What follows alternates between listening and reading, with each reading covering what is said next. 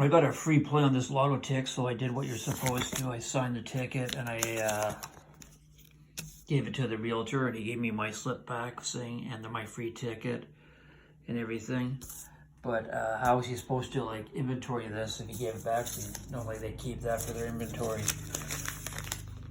There's various small corner stores in this town by the ocean of Qualicum Beach. They all seem to give good service, except that guy has a very odd attitude, him and his wife.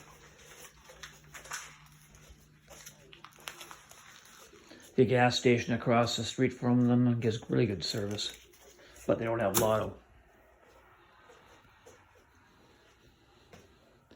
Watching the Blue Jays game on TV, it's 6-1 for them over the Yankees, which is right on. And the weather here is nice. Sun's out. Awesome. As I was walking back from my second walk of the day, some white guy with a white chick made a couple of hand signals and said, "You better not piss off Big Gino." I pointed out that Big Gino killed Brandy Solinder. You can look that up on the internet, Brandy Solinder. It's officially listed as a suicide. It wasn't. She was running officially the Brandy's showroom strip bar on 555 Homer, which used to be Sneaky Pete's Disco, which got bombed.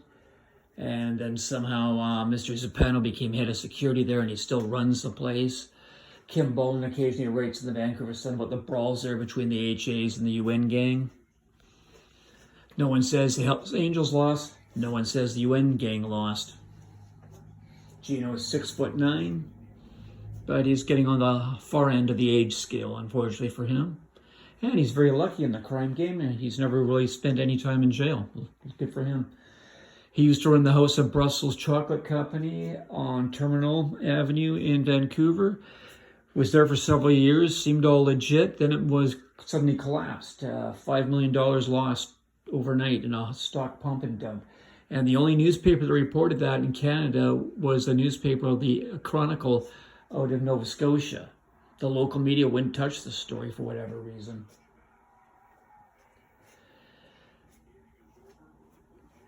Also at that location, 555 Homer, is the Swedish Touch massage company, which also has prostitutes. And you can see people on the internet saying they go there to the Brandy Show Club, which has the exact same address, complaining that they're paying $500 for a hooker and that they're not nice girls. Well, you dumb bleep. Nice girls don't want total strangers hampering them for $500. The original Swedish Touch was in the West End, and they had the big crackdown there on prostitution, and they got rid of it in the West End, at least the obvious one on the street. Those girls were like 10s, like no doubt about it, they were 10s. If you're the type of person to like punt money for a girl like that, you'd get your money worth with them. There'd be like 3 of them right there by the window. You could walk in, pay your money, and do whatever men and women do in private. Famous people like Donald Trump go to whores. Kelly McDougal, and of course Stormy Daniels. He's also a convicted felon and hanging around with that pet rapist guy Epstein at his private island, so release the Epstein files.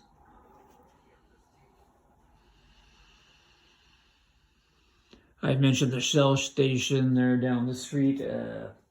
Got good service there. My last visit previous to was Gang Idiot Central. I even filmed a couple of the criminal types hanging out in the parking lot at 3 in the morning or whatever it was. The criminals started to call the police, and so did the store employee, but they did nothing.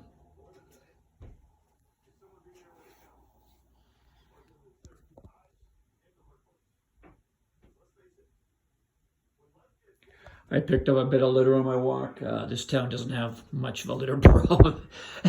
They do an excellent job cleaning up their litter.